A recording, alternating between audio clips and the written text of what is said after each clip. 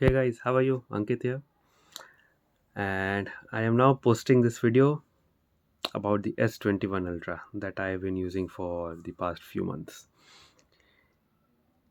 So, first up, I have to straight away tell you that this is the best big phone that I have ever used. I previously said the same thing about the Note 20 Ultra, and now I am saying the same thing about this S21 Ultra. Why am I saying so? It's difficult to put down in words, but the overall experience that this phone is giving you and the versatility it offers is unparalleled. I have used the iPhone 12 Pro Max. I have been using the flagships from the previous year. I even used the Note 20 Ultra of Samsung. The I skipped the S20, and previously I used the S10s, and I have used the Pixels. Even I used the Huawei P40 Pro. But none of them gave me this much satisfaction to use as this S21 Ultra. There are a few reasons. First and foremost is the camera. This is probably the most versatile camera on a smartphone. You have the 108 megapixel primary camera, you have the 3x telephoto, you have the 12 megapixel ultra wide, and you have the 10 times periscope camera, and you have the focus and the LED flash. So I don't think there's anything that this camera setup cannot do. There has been limitations in each and every phone flagship phones that I have used previously. For example, the iPhone 12 Pro Max, brilliant camera on par with S21 Ultra, but cannot take optical zoom photos beyond 2.5x, and it cannot take macro shots. Last year, Note 20 Ultra, talking about the same Samsung phones, the last year flagship Note 20 Ultra, zoom, it had the 5x periscope zoom, so it covered that. But for portraits, it was not that good because it used to do the cropping from the main camera and not the it did not have any 2x or 3x times optical zoom camera to use for portrait. Now when this S21 Ultra was launched, it also did not use the 3x telephoto for the portrait. It used to crop from the main 108 megapixel sensor. But Samsung listened to the consumers and they changed the this function. So now for portrait it uses the 3x camera and the portraits come out absolutely gorgeous. Now they're on par with iPhone 12 Pro Max, which I think is the portrait king because it also uses its 2.5x zoom for portraits. So just I told you about the iPhone 12 Pro Max and Note 20 Ultra. So they have brilliant cameras, but somehow limited in what kind of photos they can take.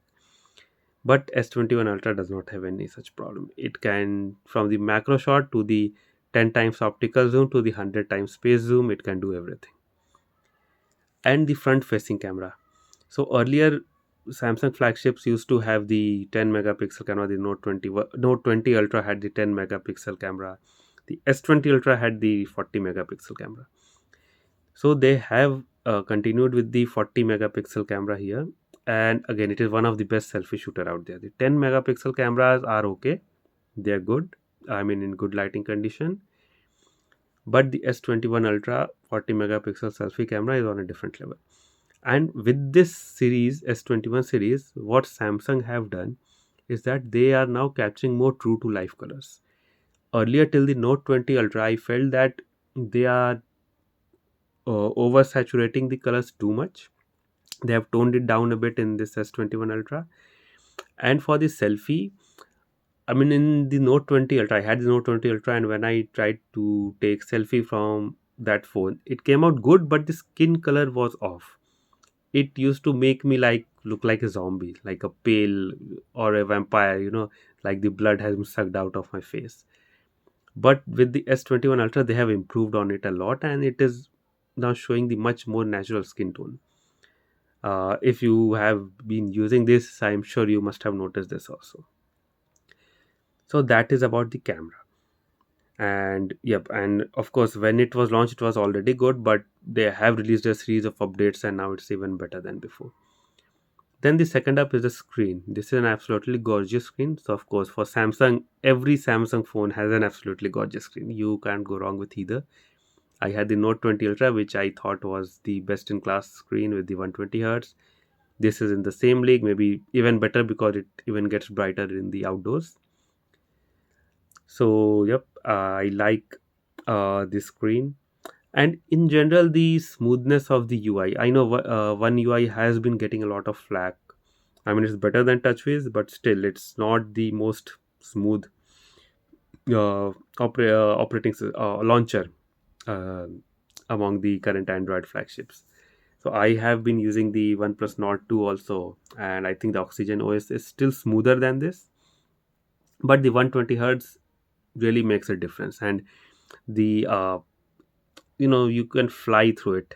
So what I do is that I generally turn the animations off or reduce it to in the developer setting, so that it still feels fast, but the transition effects are reduced, so that I try to minimize if there is any lag or jerking in the when you are scrolling through the uh, interface. So the screen is one of thing. Then the speakers, again, no problem with the speaker. It is absolutely best in class, on par with the iPhone 12 Pro Max. So these are the things that I really like, and of course, yes, there is an S Pen also. So I have a case which I have already uploaded in the video, the Spygen Air Max S Pen case. So I use it time to time. Of course, it makes the phone quite bulky. It's already a bulky phone with 227-gram weight. So I try to use it rarely. I generally use the clear case cover with it when I am going out. But sometimes I like to use that S Pen case also. So overall, I think this is the best phone that I have ever used. The battery life is good. It can easily last you 1 day. 2 days might be difficult because when you have such a phone, you don't generally put down this phone and you are continuously using it. So 2 days will be difficult, but you can easily go beyond 1 day and maybe some few hours in the morning. But if you're a light user, then you can still go 2 days with this. So these are my initial thoughts, and I know that Samsung is going to launch the Fold and the Fold 3 and the Flip 3 next week. But I think it caters to a niche clientele, in the sense that those who are into the foldable, they will be more interested in it. If you are more like looking for a normal phone with the best in class camera, then those devices are not for you. They will definitely not have the best in class camera. It will be like say, on par with the last generation, maybe the S20s, just like the Z Fold 2 was, because from the leaks what I have seen, the cameras are still the same. So if you are looking for a good camera, then S21 Ultra is the way to go. But if you want to go for the foldables, because of course they offer the floss factor, you know taking cue from Flossy. Uh, so they offer the floss factor. They When you're going to a party, you will be the like center of attraction. Okay, what is that? How does it fold? What is this? But that's it. In terms of pure functionality, I think this still beats them. And the software, I think, is more mature on these kind of slab phones rather than those foldables. I had used the original Fold, and I did use the Fold 2 also. I sold it off a few months back. So the software, in some sense, I felt is not as smooth or as polished as what you get on these type of flagships. Yes, it is a.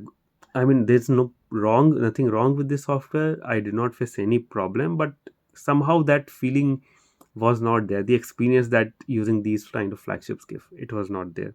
But yes, of course, for media consumption, watching videos, etc., it was brilliant.